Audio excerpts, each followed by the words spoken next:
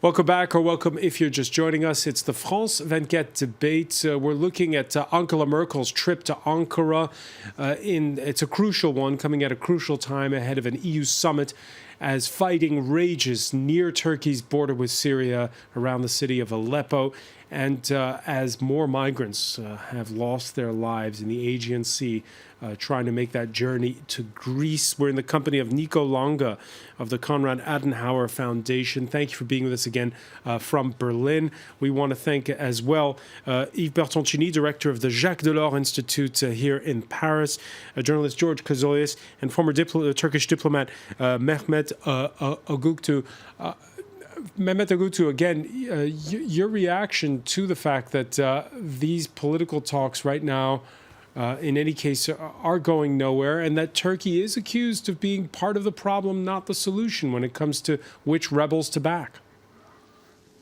Well, I mean, one of the speakers talked about the Russia. We should be grateful to Russia for defeating al-Nusra and others, but just look at the record of what Russia has done, because I was personally also quite encouraged when Russia came in, because none of the Western countries wanted to come and put their boots on the ground. I thought that perhaps Russia could open the way. But what we saw is that 90% of the Russian bombing against what we call moderate opposition or rebels. And they haven't touched ISIS. This is a fact. So what Russia is trying to do in Syria, in partnership, largely in partnership with Iran, is to reconfigure the map of Syria and make sure that Turkey will be left out somehow, coming all the way from the north to the south, so becoming Turkey's new neighbor. Also, there was another statement that, Turkey is number one receiver of all these refugees, followed by Germany. Let's not forget about Jordan. I mean, King Abdullah in London the other day was almost to the point of crying. They exceeded their capacity. Also, Kurdish regional government of Iraq and Lebanon. All these countries are suffering. I fully agree with the assertion that other wealthy Arabs like Saudis and Qatars are not doing much on that. But neighboring countries are suffering terribly. Europe should not behave in a very selfish way. I fully understand what it means, because we are suffering from that. 2.7 million Syrians. I think the solution, if you ask me, is at this point, at a very late stage, is perhaps coming back to Turkey's initial proposal to create a secure buffer zone where refugees could be housed on the other side of the Syrian border, so that they will be free of any attacks. So NATO, we hear that in Ankara, Merkel and Davutoglu discuss about the role of NATO, especially for surveillance on the border and the sea.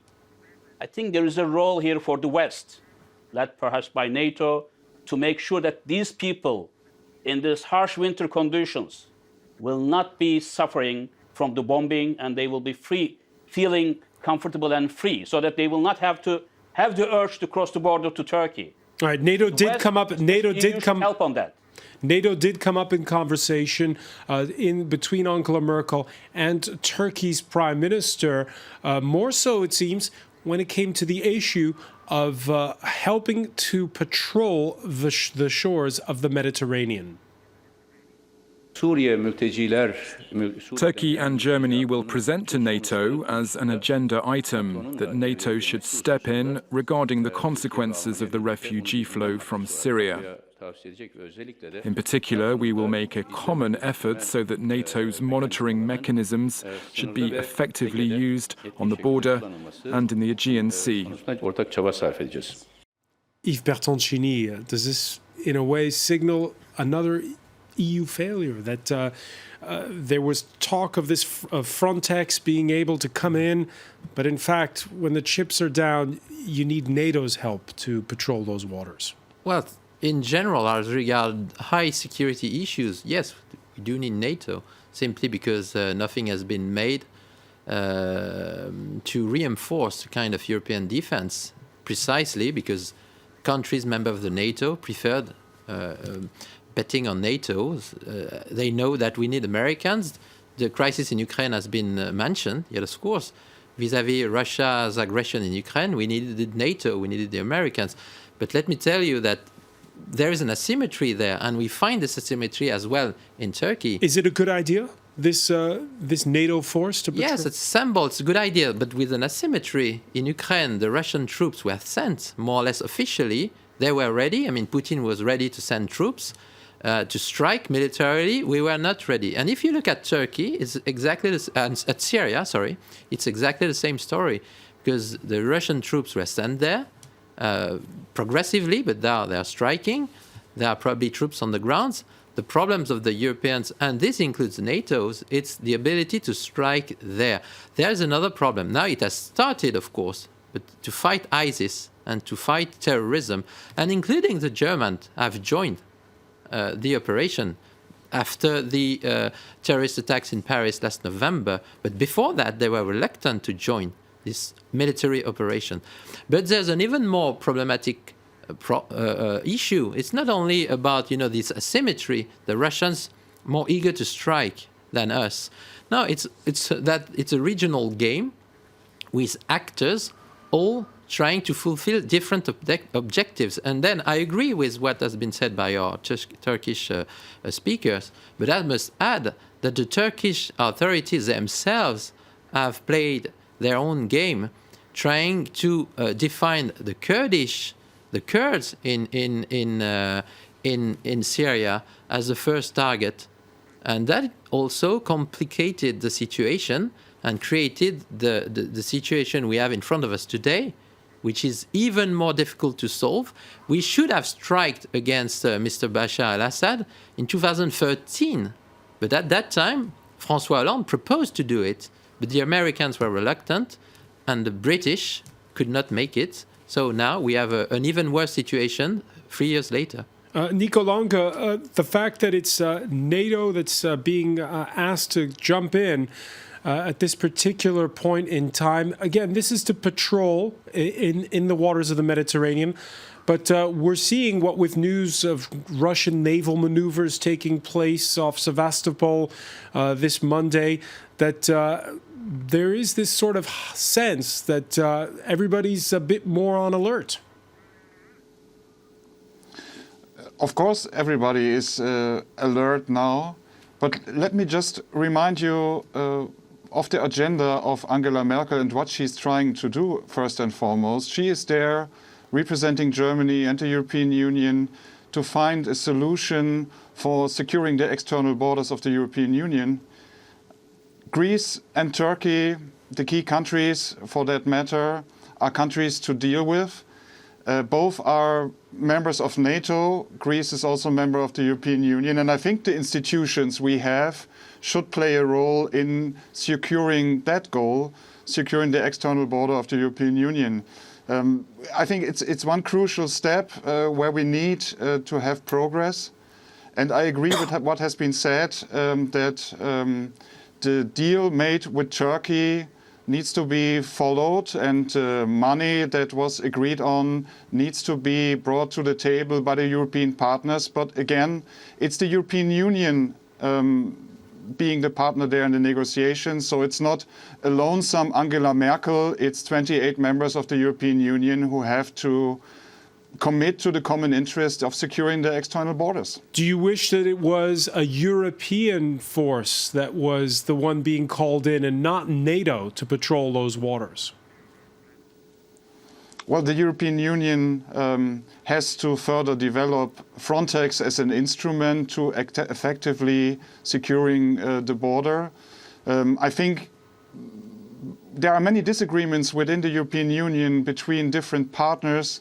But I think agreement could be reached, maybe not on quotas for now, but on how to bring in forces from several countries to secure the external borders in a police mission, but also with referral to institutions such as NATO.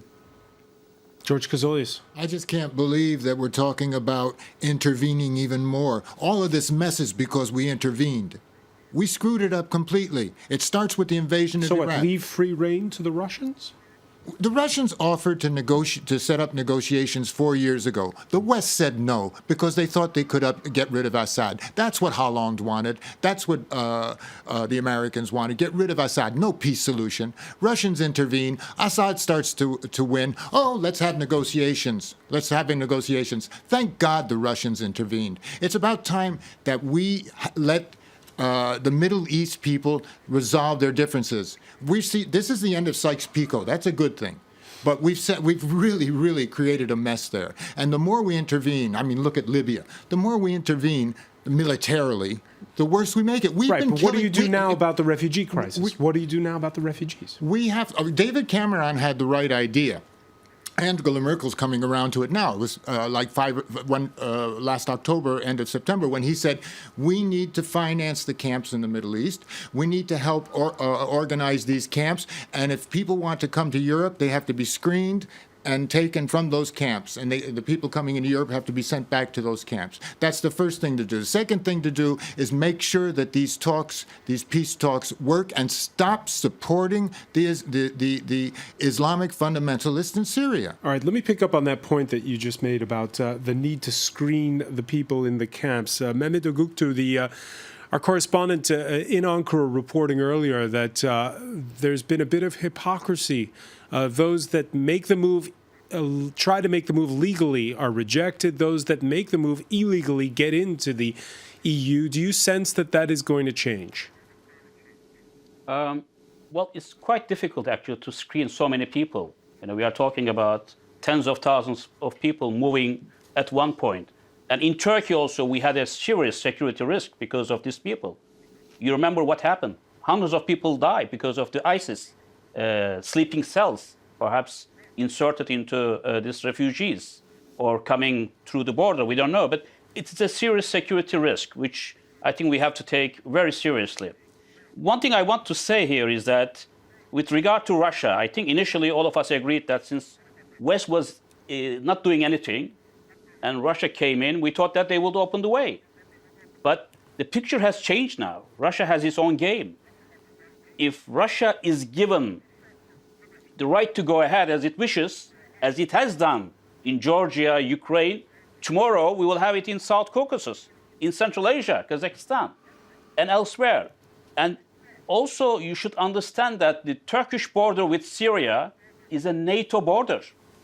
Turkey was left alone, and when Russian aircrafts, Su-24s, violated its airspace 40 times, after so many warnings, Turkish F-16s had to shoot them down. This is a very dangerous situation. If NATO took a collective action, gave a strong message to Moscow, which is the language they understand perhaps, and it could have been quite different. I understand we have to cooperate with Moscow, but not on their terms. What the hell they are doing in Syria in that way, rather than opening the way for peace. And Turkey already spent, this is the other issue, I mean, we are talking about 3 billion euro. We already spent 9 billion euro on the refugees, and every passing day more. It's not the money, as I said. Also, the Turkish social fabric, security situation is under threat. So when you talk about the concerns in Europe, I think you should be less selfish and think in a broader picture. The broader picture also requires us to think about the new geopolitical play. There is a new world order emerging. Think about China bringing this Silk Road, one belt, one road. Iran, Syria, tension in the Gulf. What's happening in Syria? You have to see all of them in a broader picture rather than being lost in the trees, rather than seeing the whole picture of the forest. Therefore, I think there is a need for Europe to take a step back and see the picture in a broader and long-term perspective. Otherwise, such problems will continue. Today, perhaps we resolve the problem with refugees, and tomorrow something else will, break up. So we have to be prepared for that. On that point. No, I totally agree with the last point. That's the problem with Europe anyway. We can talk about border. Of course, there's a need to control our borders better, including transforming Frontex into a European Corps of border guard. It's underway, if I may say. But I mean, the real priority for Europe is to be able to act beyond the borders in its neighborhood. and this to be a more proactive external and military actor. That's the price to pay, because if not, we will be suffering from an instability we did not create. I totally agree with you. I totally agree with you. We invaded Iraq. We destroyed that country. No. We created this whole situation. Sir, one moment. You're talking to a Frenchman. There's another people from Berlin, a German man. At that time, you should be happy at that time. Not only France, Germany, but also Russia, because you like Russia, were against the war in Iraq. It was a war launched from the USA. There was an opposition from France, from Germany. It was Schröder at that time, Chirac. So, no, we did not create the mess in Iraq. Part of the Europeans did, but we did not. The West Germans created did that not. mess. So that's the first point. So we agree on this. But on the second point, of course, there's no need to send military troops to fix the refugee crisis issue. Of course, it's another point. It has to be managed in a more global way, through burden-sharing vision as well. But if we look at Syria now, and if we look at ISIS, because that's our main target, the French have started to fight against ISIS. We have been hit by terrorist attacks, massive terrorist attacks. The Germans are helping us. Now, the Brits are helping French people. Of course, there is a need to fix this, including militarily. But roughly speaking, once it has been made, the military intervention can only be useful if they create the political conditions for a political settlement in Syria. Apparently, it's under discussion in Geneva. There might be a need to have other modifications on the ground of the balance of powers. But I hope that these military intervention could open the way, could pave the way for such political settlement. But I must conclude that I'm not sure Mr. Putin is sharing such vision. And I don't thank God to have Mr. Putin's intervention in Russia. And I don't thank God in general. Nico Longa, before we go, because the clock is running, we talked about it in part one, those crucial Länder, regional elections that are taking place next month in 3 states in Germany. How's it going to go? Well, first of all, I just want to put one thing in perspective that has been said. We should not forget people are fleeing Syria and the region because of the Islamic State committing brutal crimes against the population, and because Assad dropping bombs on his own population. And to be honest, I cannot really understand how Russia exactly is helping at the moment to solve the situation there. So I disagree with what has been said about that. About the elections in 3 federal states in Germany, if you look into the situation for Angela Merkel and the Christian Democratic Union, there is a chance that the CDU will do very well in all 3 of those elections, and might end with having more prime ministers in federal states of Germany than before. Of course, the Alternative für Deutschland, Alternative for Germany, a right-wing populist movement, is gaining ground at the moment in the face of the refugee situation. So the election result might be influenced with the result of the European Council meeting next week and with the decisions that are taken over the next weeks. But again, it has been mentioned already. That's interesting. Well, you're saying it's going to go, Nico Longa, you're saying that it could all go very well for Angela Merkel's party. We here have been seeing those demonstrations that took place in cities across Europe by the anti-immigrant, anti-Islam party Pegida over the weekend. Are you sure?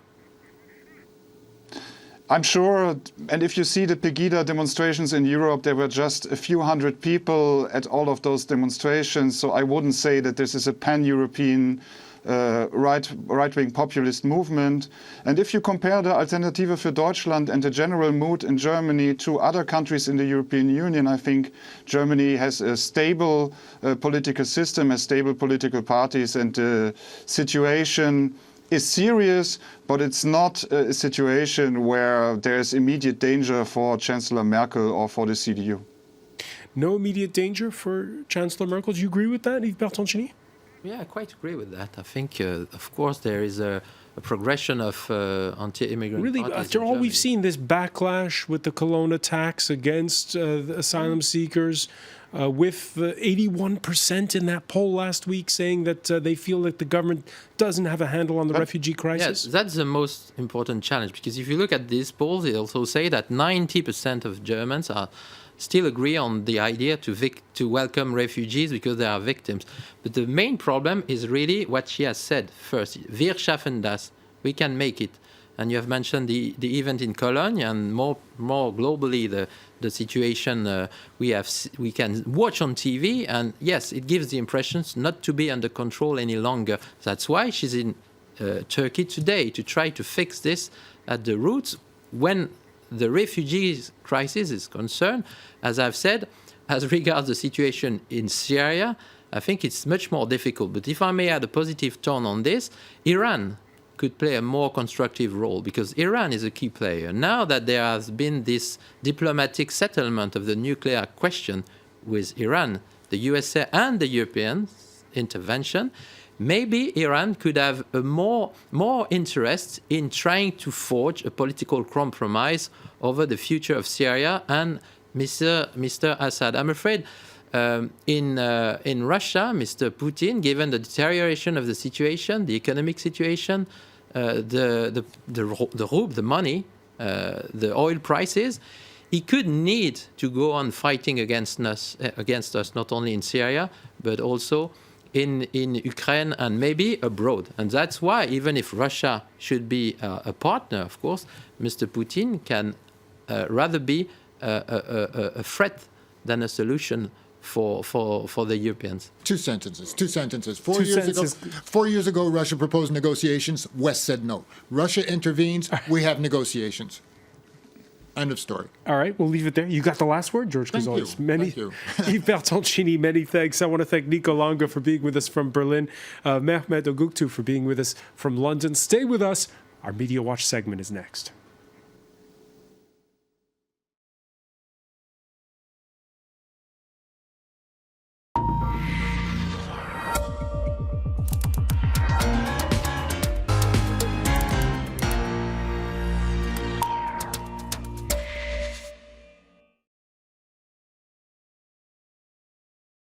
Glass half full for Angela Merkel, despite all. Yes, and it is interesting because she is so much in the spotlight right now. And I have to say, looking around today, there isn't much that I'm seeing about her that's positive. And if we take a look at what's happening... Isn't it funny to think that just a few weeks ago she was Times Person of the Year? But the Time Person of the Year isn't necessarily someone who's just done good things. Sometimes it's just someone who's courted controversy and people are talking about a lot. So that's not necessarily an endorsement of what she did in terms of sort of welcoming the refugees with open arms. If we take a look at the carnival floats from Dusseldorf, they've taken on a spectacularly political flavour this time around. Although the actual carnival itself has been postponed because of the weather, we still got to see some of the floats. This one is my favourite, and you can see Angela Merkel there has been turned upside down by a wave, a refugee wave, Flüchtlingswelle, and basically she's about to sink. That's the message with that one. If we take a look at some of the other ones as well, the Cologne attacks have been parodied here as well in carnival float form. This woman says next New Year is going to be so beautiful, and she's setting off a rocket with 2 sex attackers attached to it. And again, continuing with the political theme, they're broadening it out, not just Germany. They're talking about Recep Tayyip Erdogan there raising a glass of Kurdish blood with an Islamic State terrorist. And Donald Trump doesn't escape their attentions either. Make fascism great again, they say on his hairpiece. But in response to these images, somebody's actually written, conservatism is somehow fascism now. It's illegal to speak out against Merkel and economic migrants in Germany. Now, obviously, that's an exaggeration. Right. But it feeds into a certain feeling that there seems to be in Germany. And this is another story that is going to feed into that. he's now retired. He was the head of ZDF Bonn, and he says he's basically gone public with the amount of government interference in terms of what ZDF, a national broadcaster, can actually do. And of course, ZDF were in the headlines after the Cologne attacks. For downplaying them. Exactly, and they actually publicly apologised and said we made the wrong decision there because they kept it quiet for quite a few days. So it's those kind of issues that really aren't helping with her sort of public perception.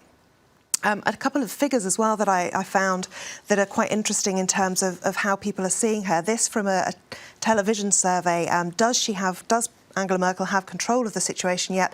92% say no, 8% say yes. And Der Spiegel has this graph which shows how her popularity has dropped almost 20 percentage points from just over 75 to just over 55 in the last year. And all of the sort of points that they highlight are all to do with the refugee crisis. But as Yves Bertoncini said, you're not going to stay at 75% forever. Well, no, indeed. And she has fluctuated over the years. It's not the first time that she's dropped. But what they say at the end of this article is that the screenplay for Merkel's downfall hasn't yet been written, but an initial rough draft already exists. All right, Emma James, many thanks for that. I want to thank our panel once again. Thank you for being with us here in the France 24 debate.